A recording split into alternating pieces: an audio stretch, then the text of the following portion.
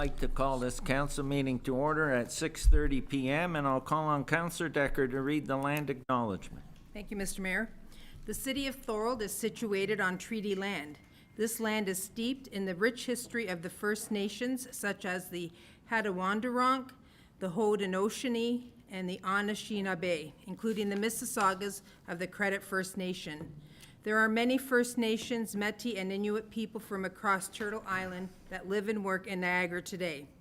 The city of Thorold stands with all Indigenous people, past and present, in promoting the wise stewardship of all the lands in which we live.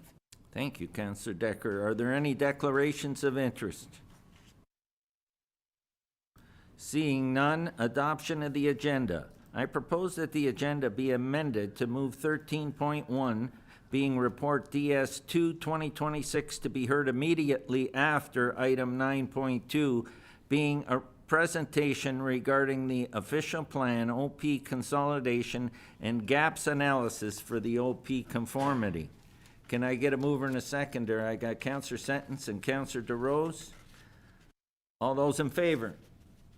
Opposed? That is carried. Adoption of the minutes.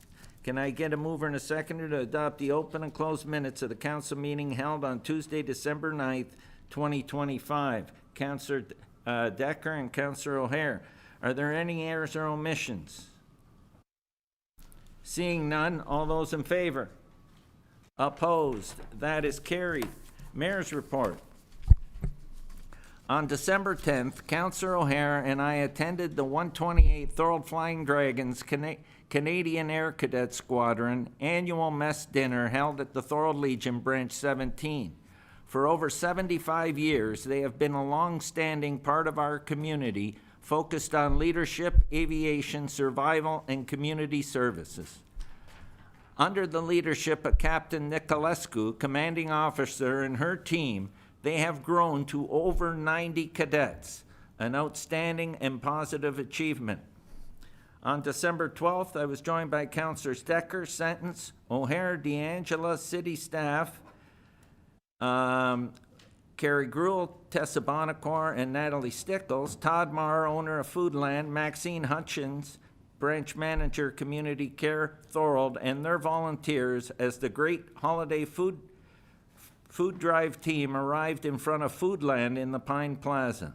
Once again, our community stepped up and supported this important initiative, the 21st year of this annual event. On December 13th, I was joined by Councillors DeAngela and DeRose at the Knights of Columbus Council 2319 Thorold annual Christmas dinner held at the Club Belvedere in Thorold.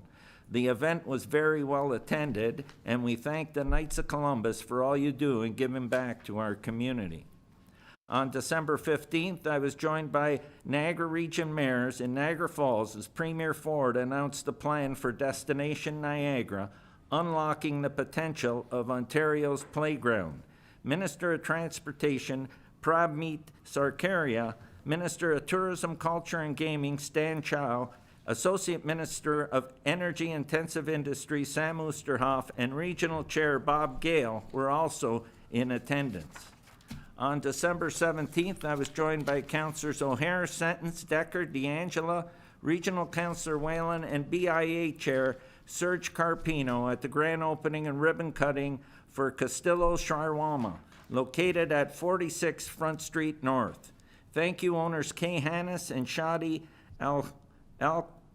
Elkanas and family, for choosing downtown Thorold, and much success moving forward.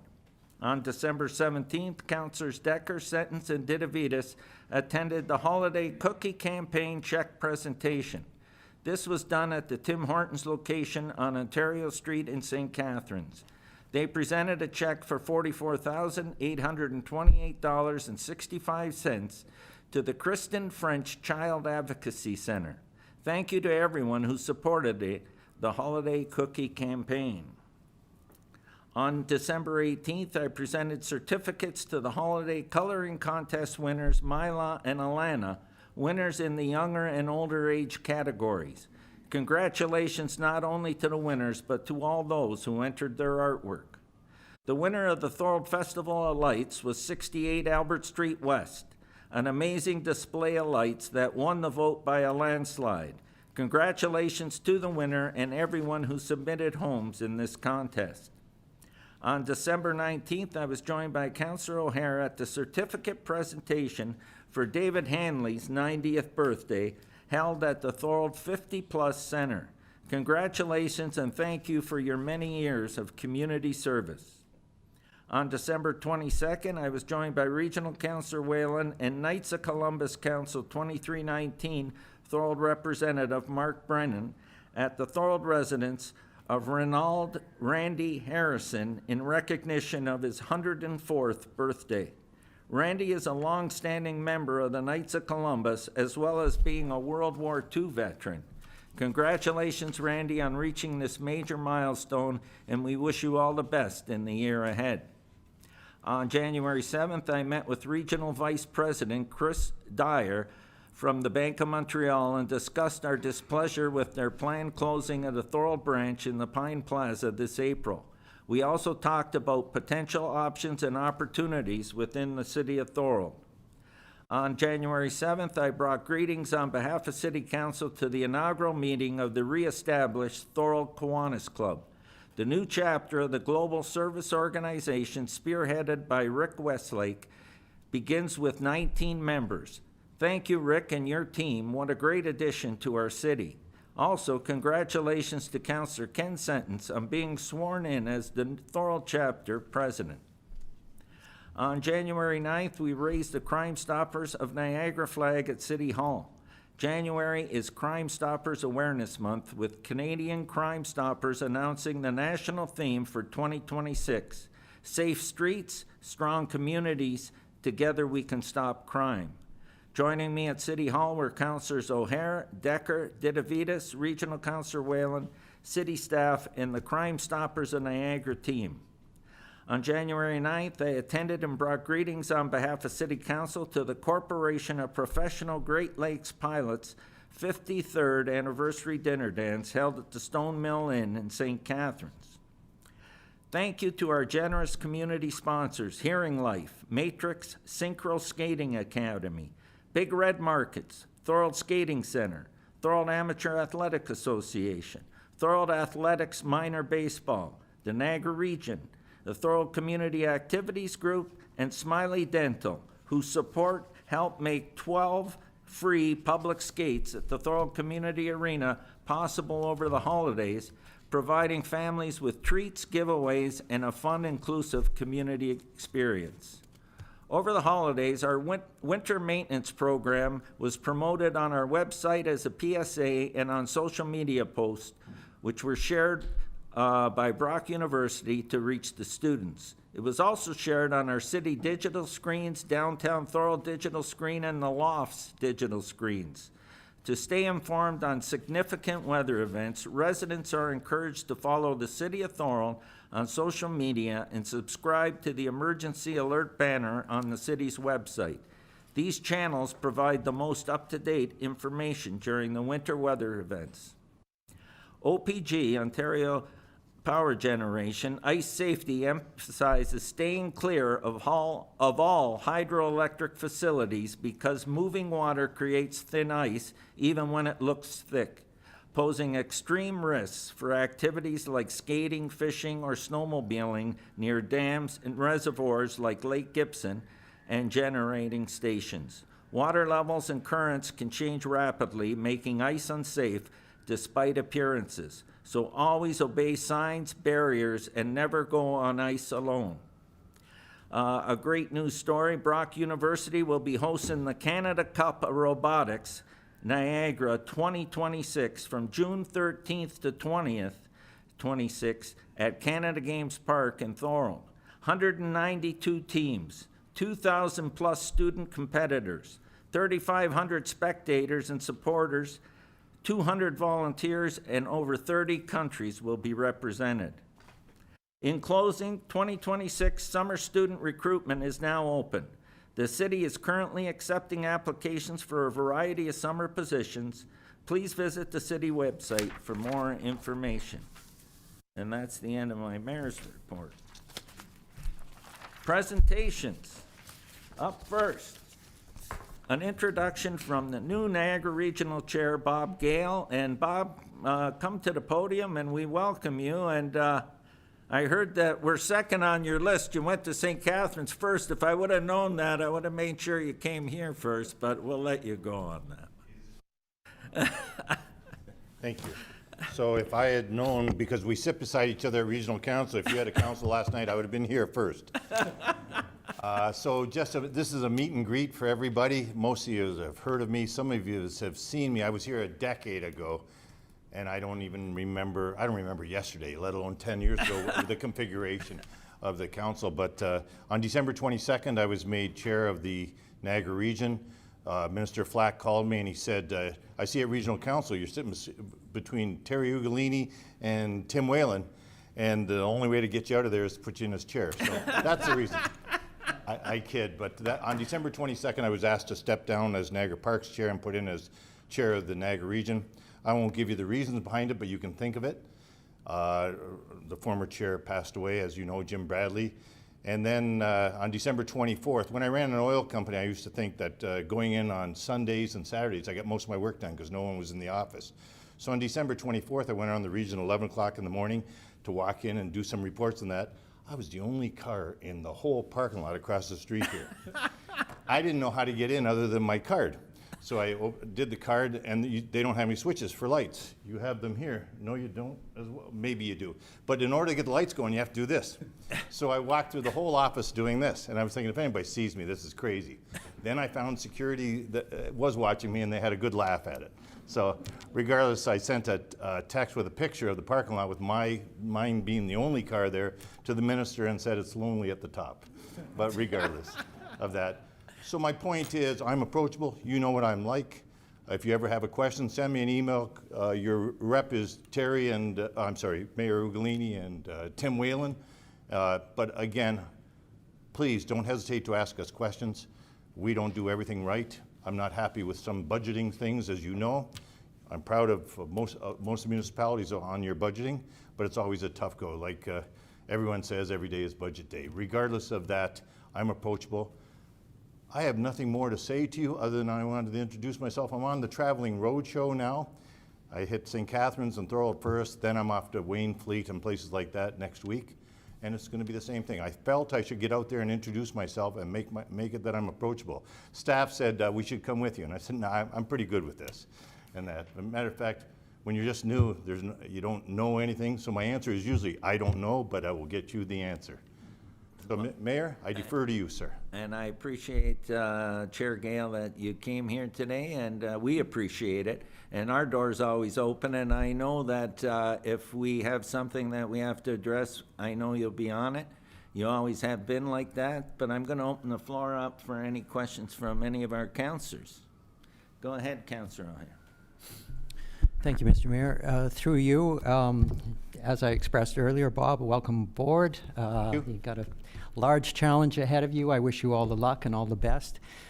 You've been on the job less than a month, so I'm still assuming your pockets are full. So if we need monies, we could perhaps direct questions and requests You toward can you. ask for everything. All right. My Good. answer is, No. I'll get you the answer. I sit beside him at council. He ties me down, so we're good. All right, We're we'll good. try but our best. Please, last night at St. Catharines City Council, the man said, I'm sure one of the big things on your list is Regional Road, I'll say 87, going through Port Dalhousie. And I said, I guess my answer is yes. I haven't got a clue, but regardless, All right, I'll take again, that as you a have yes. a question. If I can't get you an answer, if I can't give you an answer, I will get you an answer. You might not like it, but I'll always be honest with you. Thank you. Thank you. Go ahead, Councillor Dideby. Thank you, Mr. Mayor. Congratulations. You're a successful businessman, and I hope you run the region that way, with that same mindset. Don't expect too much right off the start.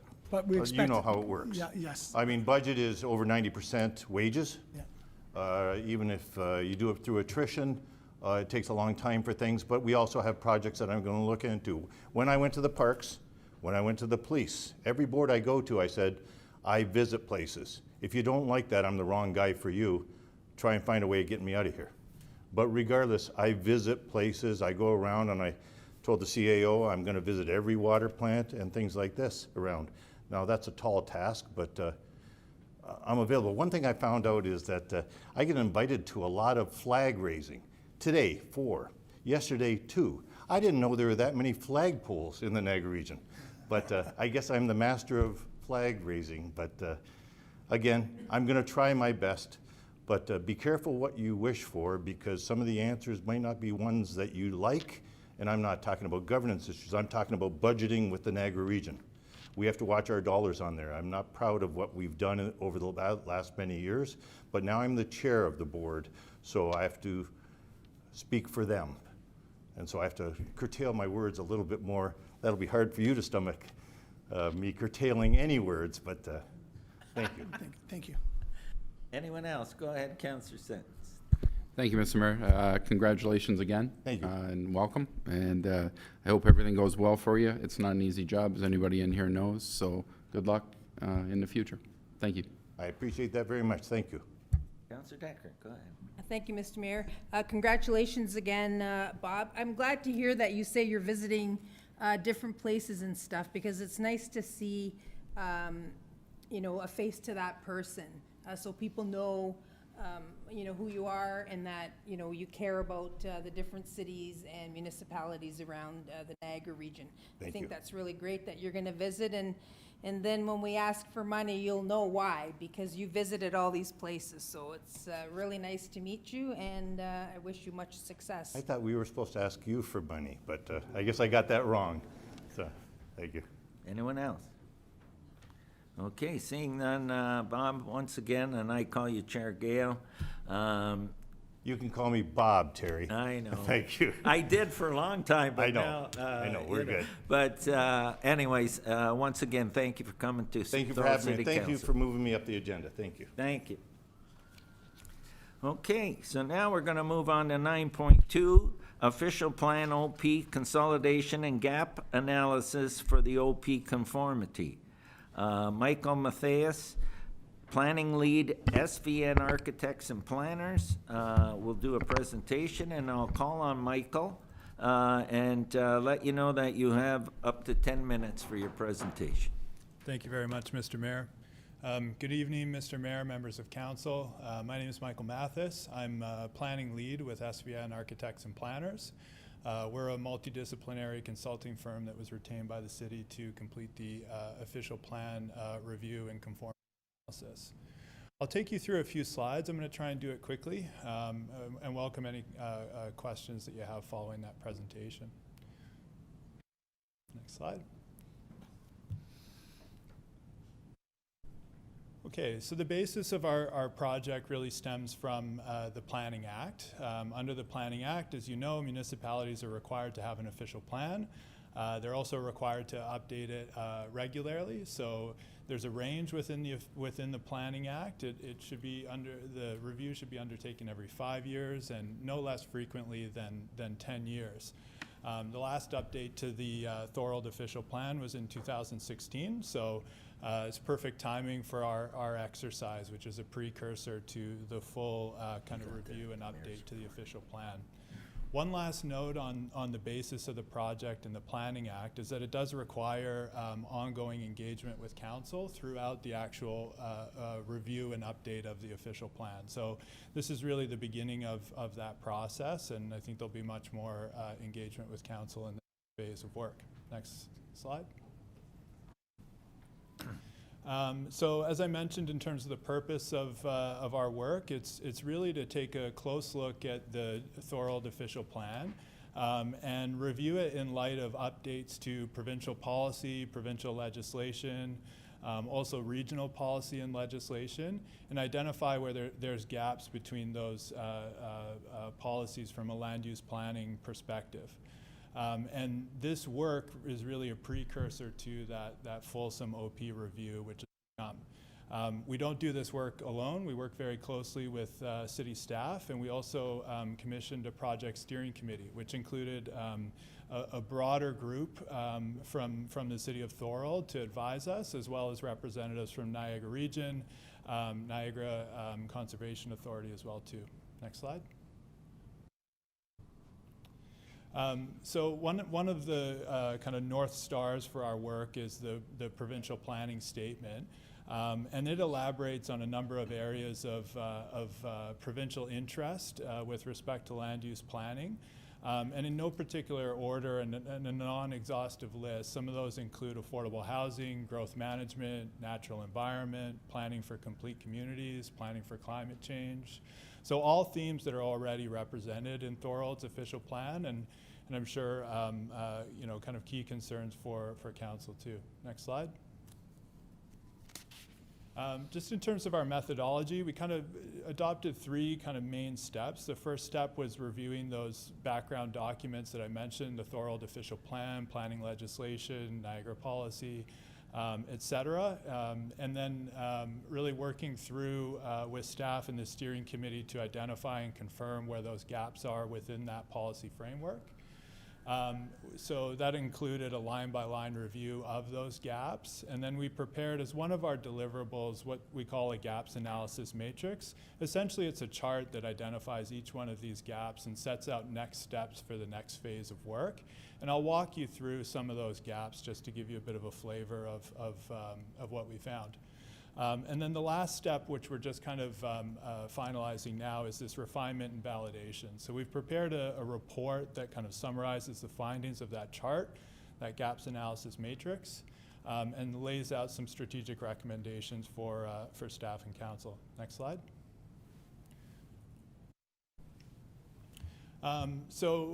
Just to give you a sense of the content for that report, there's over 80 gaps that are included within it.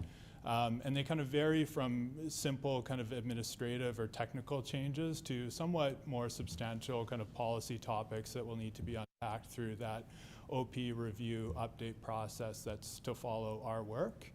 The other content of the report include those strategic recommendations that I mentioned in terms of what council and staff need to be thinking about to advance the project, and then also a very high-level approach and work plan for that next phase of work.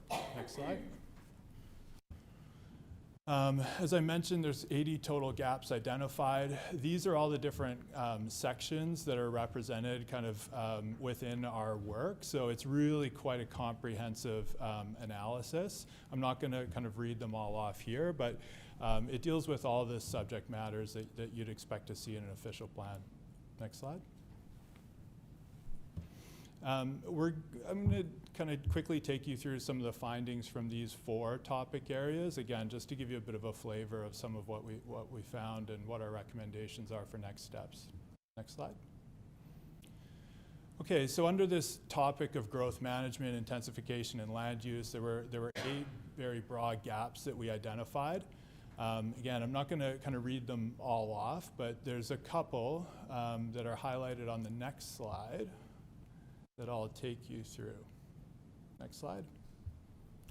Okay, so the first one is the OP includes greenfield area policies, which are no longer a kind of relevant category under the provincial planning statement. It adopts different language around planning for growth and expansion. It doesn't rely upon kind of this the concept of greenfields. So one opportunity, though, to still plan for growth in an orderly fashion would be to replace that with a strategic growth area designation or a similar name. But the concept is one that would allow the city to kind of guide phasing of subdivision and future expansion of the municipality in line with its growth projections.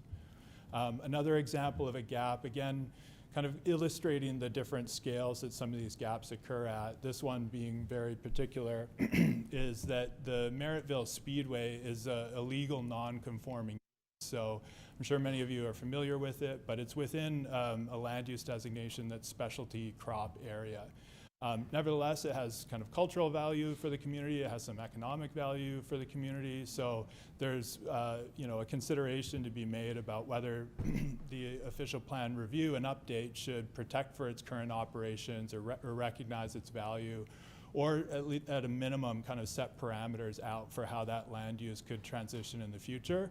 Obviously, historically used as a speedway, it's not going to be a crop tomorrow. So what is the long-term future for the site. Again, something for the next phase of work to consider. Next slide.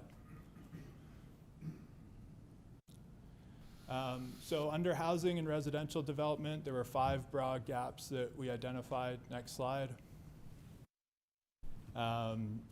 So a couple just to hone in on. One is that the OP does not have general policies regarding affordable housing, nor does it have kind of clear affordable housing targets or implementation tools and policies. And this is something that we find in many of your kind of peer municipality official plans as well too. I think anyone kind of undergoing an update to their official plan in the last few years is really responding to an affordable housing crisis that the country finds itself in, and they're working to develop tools that'll help them address that. So there's a number of different ways that can unfold, and some of our considerations for next step around involve kind of looking at where public lands may be made available or suitable for affordable housing development. But that's just one example. There's a number of different tools that can be developed in the next phase. One other gap in this area is around policies kind of addressing the regulation of short-term rental boarding and lodging. So this is kind of the Airbnbs. And again, somewhat, recent trend, and it exerts additional pressures in municipalities. So thinking about if there's policies that should be included that will address that. Next slide. Under economic development and employment, we found kind of 10 gaps. Next slide. So a couple here, and maybe I'll just pick on one to kind of speak a little bit about. So the OP requirement for OPA and ZBA for institutional uses, it doesn't align with provincial provisions. So it also doesn't distinguish between small and large scale institutional uses. So there's opportunity here for kind of reevaluating this within the next phase of work, and potentially allowing for institutional uses within strategic growth areas up to a certain threshold. Next slide. And then lastly, on the natural heritage front, there were quite a number of gaps here. We benefited greatly from the Conservation Authority's input. And owing partly to shifts in the Conservation Authority's kind of scope and how natural heritage is regulated within the provincial policy framework, there's a few more gaps here. But again, they're quite technical. It's not to kind of poke holes in the current official plan. Next slide. So again, just to pull out a couple for additional elaboration, but there's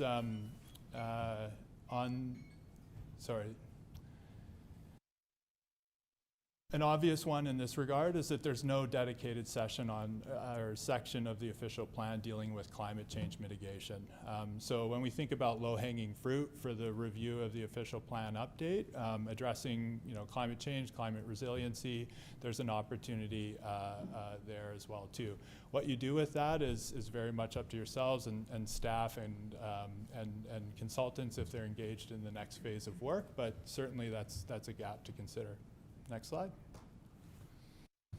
So just to summarize in terms of next steps, tonight we're bringing forward the gaps report for your information, and I think we're looking for your adoption of it so that staff can proceed with the next phase of work. There are some preparatory studies that will be required to inform that review and update of the official plan. Those will include a population projections analysis, also a land needs assessment and growth management strategy. And the two they work closely together. And then lastly, of course, would be undertaking the review and update of the official plan. Thank you. Thank you, Michael. And I'm going to open the floor for questions to our presenter. Go ahead, Councillor Dendavides. Thank you, Mr. Mayor. Michael, will Bill 60 really affect our plan? Bill 60. That is a great question. I'll be honest with you, as I'm standing here, I can't call the content of Bill 60 to mind right now, and there's been a number of different bills that have kind of come forward recently. Can you refresh my... Well, I'm concerned they'll override our planning. The province could do that with the ministerial powers. Is that something that... Okay, with respect to ministerial powers, okay, this is jogging my memory a little bit. So recently, the Minister of Infrastructure was granted the authority to issue ministerial zoning orders, and that may have come through Bill 60. I'm not 100% sure, but they do now have that power in addition to the Minister of Municipal Affairs and Housing, who always had that power. It's fairly new. The provincial government has issued more MZOs in order to address different provincial priorities. The ones I'm familiar with really are coming from the Minister of Municipal Affairs and Housing, so I don't have experience with how the Minister of Infrastructure is going to deploy those powers, but they do have them now. Maybe with respect to how that interfaces with municipal planning, the purpose of an MZO is really to deal with a discrete site or area within the province, within a municipality, and that's typically how it's being deployed. It can be a large site or a small site, but I haven't seen it used to kind of override an entire official plan.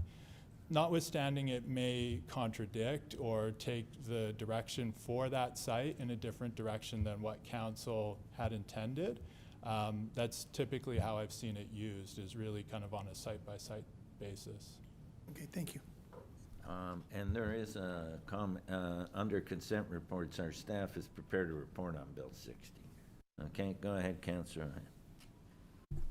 Thank you, Mr. Mayor. Through you to the presenter. Michael, thanks for coming in and bringing this information to us. I just have a question. At first, my thought is 80 gaps, that seems like a lot. But as I listened to your presentation, it seems that a lot of the gaps are just simple adjustments in the wording. Is that fair to say? I would say it's a mix. Council shouldn't be alarmed at the number of gaps. I don't think 80 is at all a surprise for us when we consider that the OP hasn't gone through a fulsome update in nearly 10 years. Mm-hmm. And especially the scale of and pace of changes in planning policy in the last 5 years, in a way you could say it's probably pretty good. So a number of the gaps are kind of simple changes in wording, so to align with provincial language. Others are maybe a little bit, I wouldn't say a bigger gap. Let's say, take the example of growth management planning. This is something that the municipality needs to update on a regular basis anyway. So this is the opportunity to update that, but even if there weren't changes in provincial policy, you'd need to update it anyway. So it itself is maybe a bigger gap, a bigger kind of issue, but it's par for the course. It's kind of to be expected. Okay, yeah. Good. Thank you. Anyone else? Okay, seeing nothing. Thank you, Michael, for coming, and thank you for your presentation. It's a very good presentation, very wholesome reports. Thank you. Thank you. Okay, so we're going to move on to DS2 2026 Official Plan OP Consolidation and Gap Analysis for OP Conformity. Final report, Project DS 2024-02. Can I get a mover and a seconder to put that on the floor? I got Councillor O'Hare and Councillor Didavidas. The report's on the floor, and Brian and the planning staff are here to answer any questions. So I open the floor for any questions.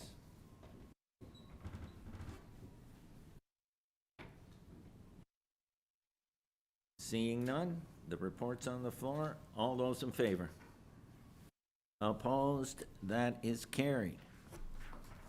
There are no delegations. Statutory public meeting under the Planning Act. I'll now call to order the public meeting being held pursuant to the provisions of Section 34 of the Planning Act as amended, respecting proposed zoning bylaw amendment for 2371 Merrittville Highway. And up first, I'll call on our applicant presentation, Greg Hind of Urban Environments. And Greg, welcome to the podium there, and you have up to 10 minutes for your presentation. So thank you for coming to council. Thank you, Mr. Mayor, members of council. My name is Greg Hind. I'm a professional planner. Have been one in the Niagara region for many years. I'm here tonight on behalf of Don Spees, who wanted to be with you this evening, but had a medical emergency with his family and couldn't, and he passes on his regrets. With me this evening also is Sam DeRose, a professional engineer who's looked after the permitting and the servicing permits for Merrittville for 4 or 5 years now. We're here before you tonight to recognize a long-standing, legal non-conforming use municipally known as Merrittville Speedway and Entertainment. Merrittville Speedway and Entertainment is 75 years old today, not today, this year, and has been in operation with its ancillary uses for that long and has been a critical component of the recreational experience in Thorold, Niagara region, and is known throughout New York State, Ohio, parts of the United States, Quebec, and all of Ontario. It is known as a premier stock car racing facility, dirt track, and has always been located in this location from day one. If you think about what that area may have looked like 75 years ago, it was probably an excellent location for that facility 75 years ago, as it is today, but much better in those days because there was an absence of residential or competing land uses in the area, and it operated without hindrance for all those years. In our analysis, we found out that the Niagara region, the province of Ontario, the city of Thorold, even the town of Thorold and the township of Thorold, in looking at this site, acknowledged this site as a racing facility,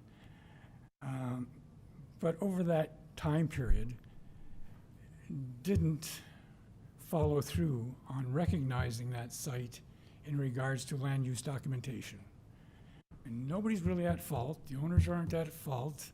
It's just something that was assumed to be a racing facility that didn't need the controls at the time and operated for 75 years without regulations put in place.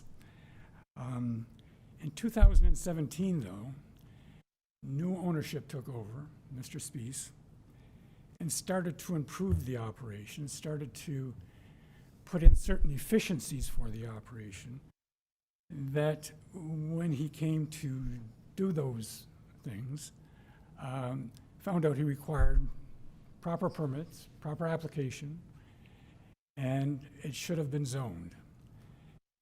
He proceeded to do those things and improve the site with ancillary uses through the Committee of Adjustment, through minor variance applications. He was allowed to do it through minor variance applications. The problem with doing a minor variance application, which with each and every situation that arises on improving the site, on expanding the site, is those applications are very cumbersome, very costly, but more importantly, it takes the controls away from this council. Because minor variance applications are dealt through the Committee of Adjustment. You've lost control of managing that site with the existing situation today. And that's what we're here today to do, to fix that situation, to recognize what is there, to make sure that what is there is well managed, that proper applications are made for the uses that are part of the Merrittville racing experience. And I say that because the uses at Merrittville today are much different than 10 years ago, 15 years ago, 75 years ago. Yes, it's auto racing, but it has other forms of vehicle racing. It has administrative offices, driver facilities, spectator parking and viewing areas, spectator parking for 900 cars now. Not that situation a number of years ago. Overnight camping for drivers, washroom facilities, utility buildings, small-scale outdoor food and beverage operations, and special event areas. What we didn't know, all these uses are taking place, what we didn't know is all these uses were unregulated. Each and every owner did their own thing.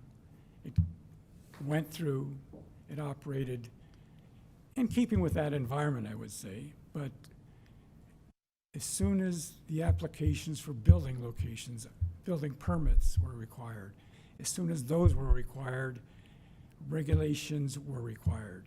Regulations so you could manage it and so Mr. Speece could protect his investment in the operation. It's very hard for an owner to try and refinance, for instance, if there's no regulations on site. Very few financial institutions will finance that situation if there's no regulation in place through a zoning bylaw. So the province, the Niagara region, the city of Thorold, policy documents, and I was glad to hear the previous presenter talk about Maryville, but those policy documents that you have in place now, and I mean by the official plan, the regional policy plan, the provincial policy plans, will all continue to exist on this site until your gap study recognizes some difference, that they want to go in a different direction.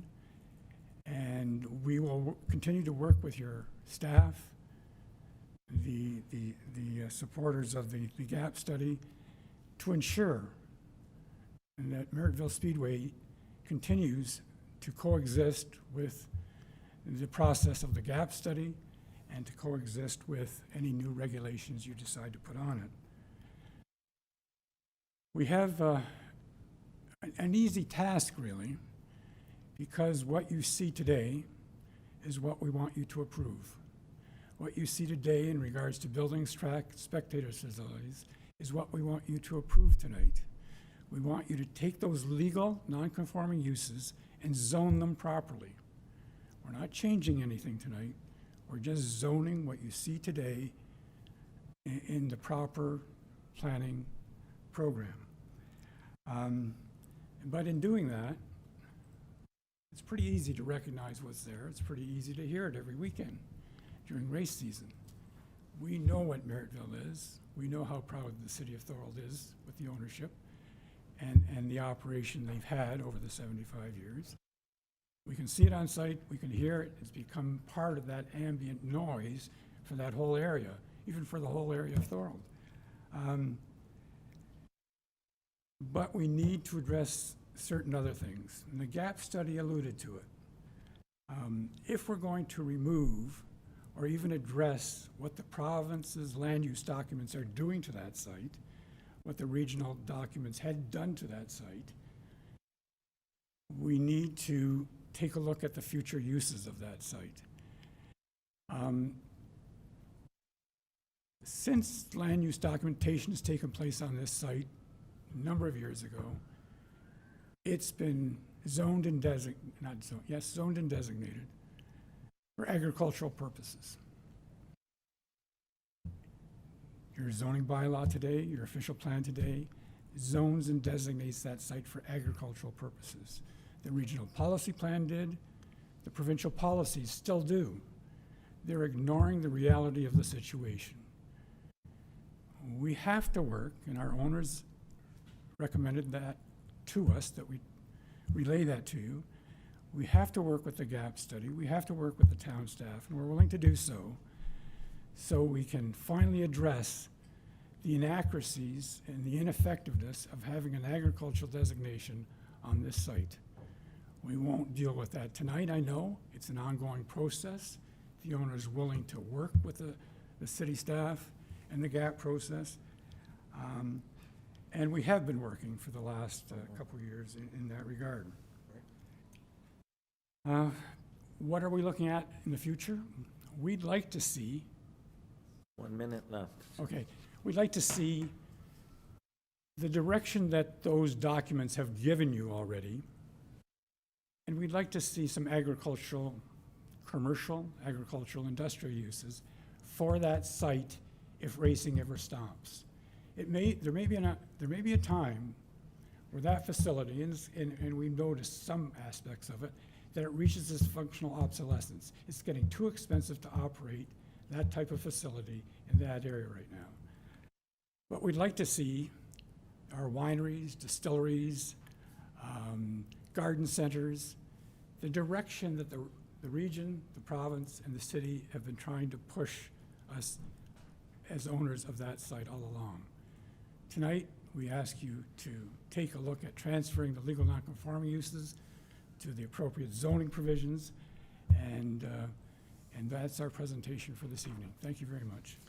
Thank you so much, Greg, and I'll open the floor to council if they have any questions. Go ahead, Councillor Dedevides. Mr. Mayor, thank you, Greg. Did you give any consideration to future uses as part of your study when you were doing this? Yes, we did. I just alluded to it a bit, but we met with some of the economists, realtors in the area to see what they would select for that site. We have our own ideas. I've been working in this area a long time. I know the area. I know what works in certain communities like that. And we identified agricultural, commercial uses, agricultural, industrial uses. We think it would be an excellent site for a winery. Not a vineyard, but a winery. A distillery, a food-to-table restaurant operation.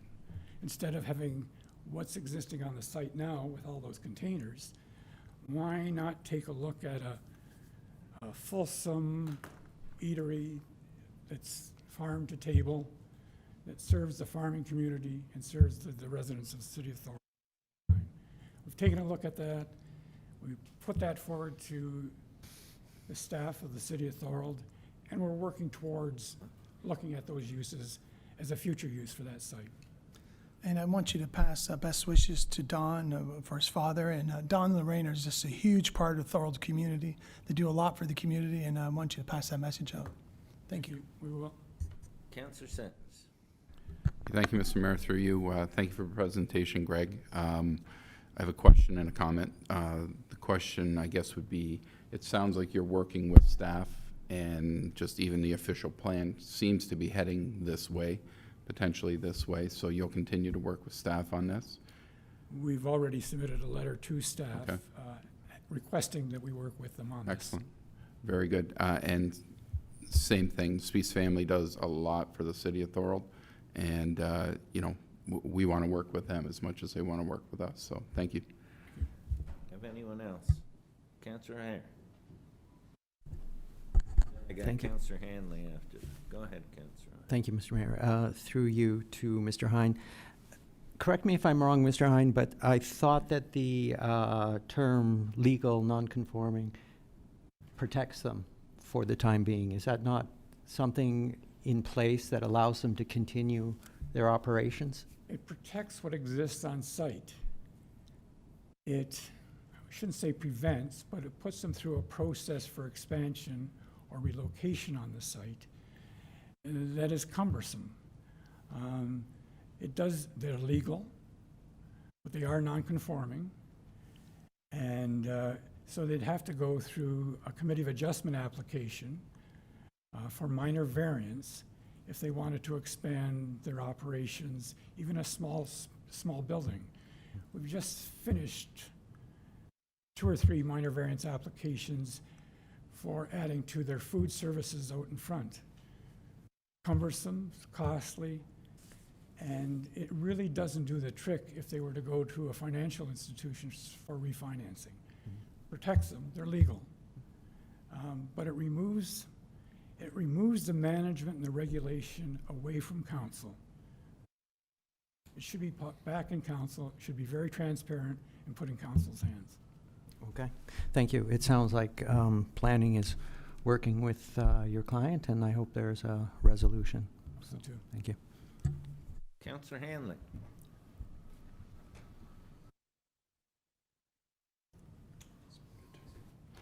Councillor Hanley, we can't hear you.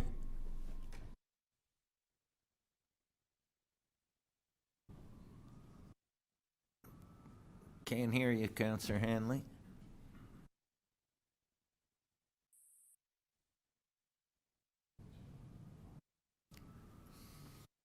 Does anyone else has a question? Then I can go back to.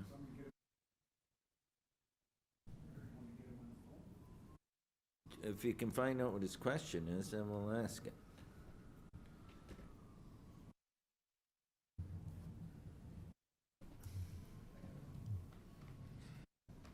Anyone else have a question in the meantime? Oh, there he is, good. Can you hear me now? Yeah, we can hear you. Go ahead.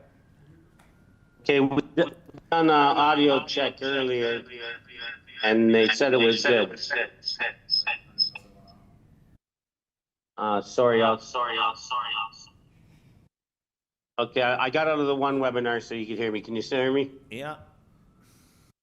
Okay, what I want to do is I just wanted to ask that, I see that the proposal is in two forms. You would be coming back later to propose in regards to what you had mentioned for a winery and so forth, because you mentioned what's there now is legal non-conforming. So when the city does change the land designation, you want to include so that it could possibly in the future have a winery and a garden center? Go ahead. Yeah, we're considering two stages with staff, a two-stage process where we will come back with another amendment to identify those types of uses. Once the official plan is in place, and once we've worked with the official plan amendment that deals with those lands.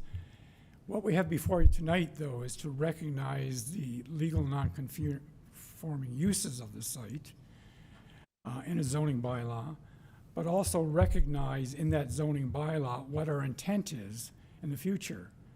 And if we can convince staff to go in that direction, we think we have a workable zoning bylaw that protects the owner's interests, that protects the municipality's interests, and by the way, protects the surrounding neighborhood's interests. To finally put regulations in place that will reduce impact on the surrounding land use is a big plus for this application. Okay, I appreciate it. I'm in support of what you want. I was actually the former announcer at Maryville Speedway from 1998 to 2005. I'm still active there. It's a great part of our community. I first started going to Maryville in the early 70s, and I support what yourself and Don's trying to accomplish here. And the city should recognize what has been there for, as you mentioned, the last 75 years. Thank you very much for your presentation.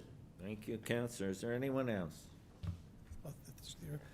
Did I hear that correctly? 75 years they've been there in business? Well, I think That's it's longer. amazing. It's actually 76 or 77. I give a certificate out a year or two. Wow. It's the oldest dirt track in Canada. What a landmark for the city. That's amazing.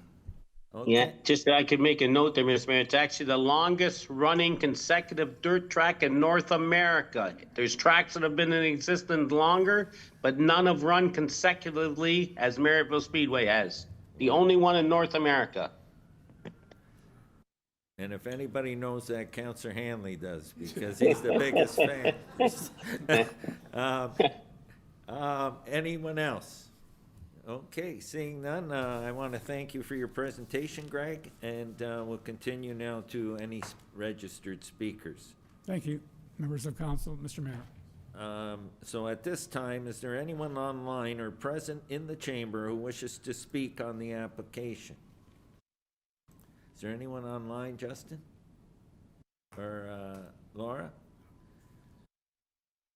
Okay, I'll repeat this again.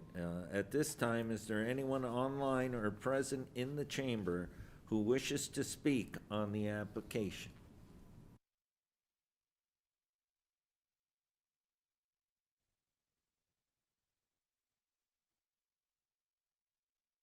And we'll do it one more time. At this time, is there anyone online or present in the chamber that wishes to speak to the application?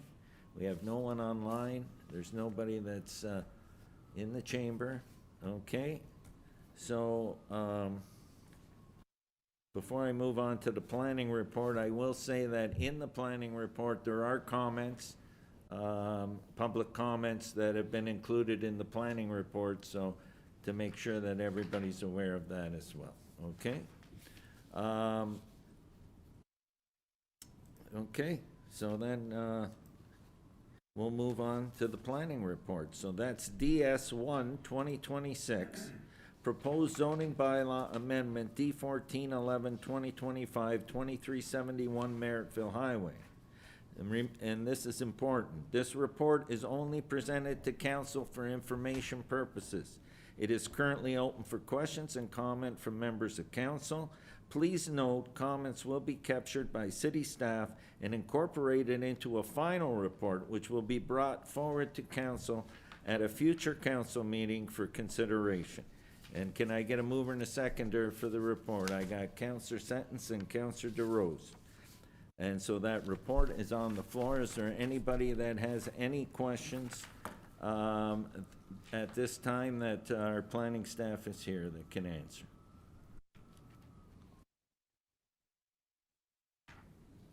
Seeing none, we had a mover and a seconder. All those in favor?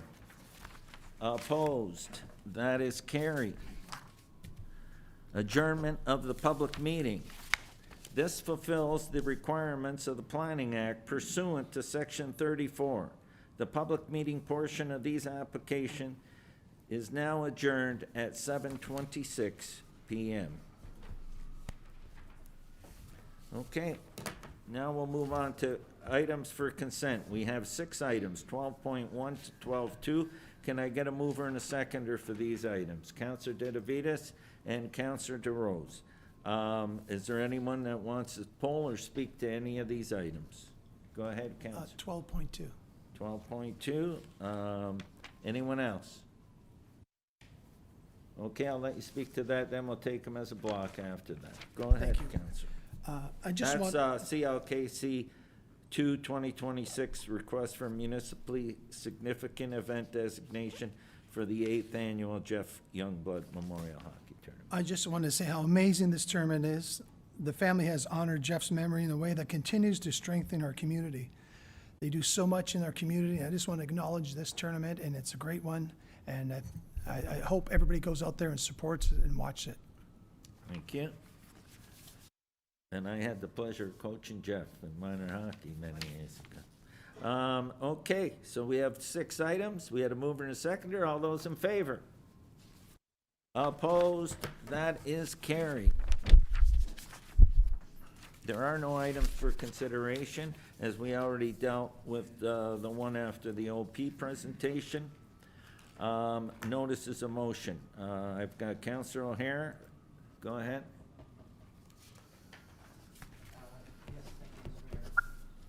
Thank you, Mr. Mayor.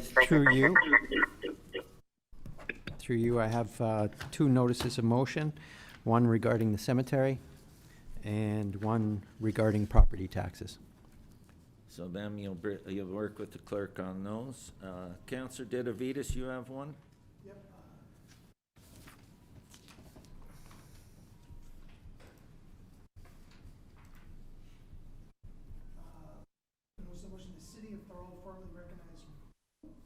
The City of Thorold formally recognized Walter Osnick, a longtime resident, recipient of the Order of Canada, 3-time Grammy Award winner for his many outstanding achievements, with a memorial plaque and a location to be determined. Okay, so you'll bring that next meeting. Okay, and Councillor Sentence, I got you up next.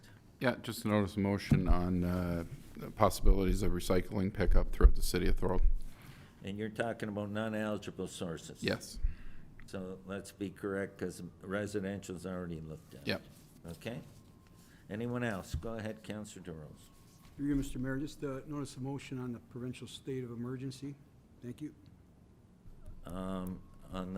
Okay, yep, I got you. Okay. And now I have motions.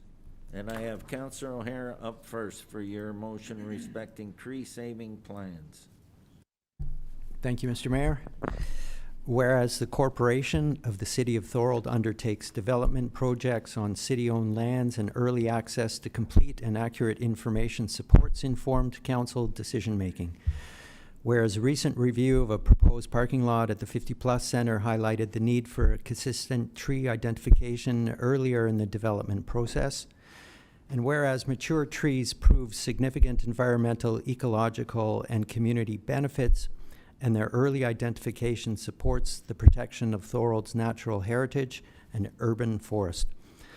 Now therefore be it resolved that the corporation of the city of Thorold enacts as follows: that city staff be directed to prepare a tree-saving plan for all capital works projects, including linear infrastructure projects proposed on city-owned lands, and that city staff be directed to develop a tree-saving plan policy and procedure with the input and support of the Environment, Climate Change, and Biodiversity Advisory Committee for the consideration by council at a future meeting. And do you have a seconder for that? Councillor Sentence, okay? Would you like to speak to that? Very briefly, thank you, Mr. Mayor. Through you, we all know that trees contribute to our well-being and help improve our environment. To lose a mature tree is a blow to all of us, and if we can work around them, then that's going to be a reward for us all. So this is just a step to try to look at development and see if there is a possibility to have a design or an idea that saves a mature tree that perhaps has taken 25 to 50 years to grow. So we'll look forward to this future development. So thank you. Thank you for this. Is there anyone else who would like to speak to that motion? Seeing none, all those in favor? Opposed? That is carried. And we got Councillor Hanley on respecting councillor remuneration. And go ahead, Councillor Hanley. Thank you, Mr. Mayor. Mr. Mayor, through you, just question Nicholas. Could I, instead of dealing with this tonight, could I refer this to budget deliberations in February for discussion? Yes, you can. Do you have a seconder for that, Councillor DeRose? And you want to refer this to the budget? Yes, sir. Okay, that's the Yes, ask. Mr. Mayor. All those in favor of doing that? Opposed? That is carried. That's done, Councillor Hanley. Thank you very much, Mr. Mayor. Okay. Statement by Councillor. I have Councillor Ditavitas and then Councillor Decker. Go ahead, Councillor Ditavitas. I'd like to thank Brenda from the Senior Center for letting her use her space down there for Christmas Day. It's a tough day to volunteer and do things, but it was a great event. And we're going to do this annually every year, and we're going to have a nice roast beef dinner for not just for homeless, but for seniors, whoever needs a meal. And I also want to thank my wife and my two boys for coming out there, spending their Christmas Day, and giving back to the community. It was a great event, and thank you for working with the Senior Center for that. Councillor Decker, go ahead. Thank you, Mr. Mayor. You already touched on the groups that sponsored our holiday free skates in December. Sorry about that. If I would have seen this, I wouldn't have done that. That's okay. I just wanted to thank Brooke Nicholson, who works for our Community Services Department, who organized our free skates and then took it upon herself to get groups to sponsor the events. I'm not sure if anyone had a chance to make it out to the arena. I made it out to quite a few to check them out and bring my niece, and our family went to skating and stuff. And the arena was packed. Like, the ice rinks were packed every free skate that we had, and a lot of the groups had hot chocolate and treats and stuff out there, so it was really, really great to see this year. And big thank you to Brooke and the team and the arena staff for all the work they did for all the skates, so really well done. Thank you, Councillor Decker. And we're noticing the more events we run in the community, that we're starting to draw more and more people all the time. And people really appreciate it, so that's a great thing. Now, before I ask for a mover and a seconder, we're going to do closed session next. To go into closed session, I would like to remind you of your obligations respecting closed session. Those who are participating in closed session must ensure that no other person is in the location from which they are taking part in the meeting, or make appropriate arrangements so that any other persons cannot see or hear any of the confidential deliberations taking place. If this is not possible, you must withdraw from the meeting until it is reconvened in open session. Council, staff, and everyone present during the closed session have an obligation to ensure that what is discussed in closed session is kept confidential. And now we'll put that up on the screen. And I'll let you read them, and then I'll get them over in a second here. Okay, so the motion is that council do now move into closed session to receive confidential information respecting, 1, a matter respecting a proposed or pending acquisition or disposition of land by the municipality or local board under section 239-2C of the Municipal Act, and a matter respecting a position, plan, procedure, criteria, or instruction to be applied to any negotiations carried on or to be carried on by or on behalf of the municipality or local board under section 239-2K of the Municipal Act. That's confidential information respecting 7 and 11 River Street. Number 2, a matter respecting labor relations or employee negotiations under section 239-2D of the Municipal Act. That's a confidential update respecting negotiations with Local 1182 Thorold Professional Firefighters. Thank you. Can I get a mover and a seconder, please? I got Councillor O'Hara and Councillor Decker. All those in favor? Opposed? That is carried. And so Councillor Hanley's got the other link he has to go in on now? Yes. You have that other link, Councillor Hanley?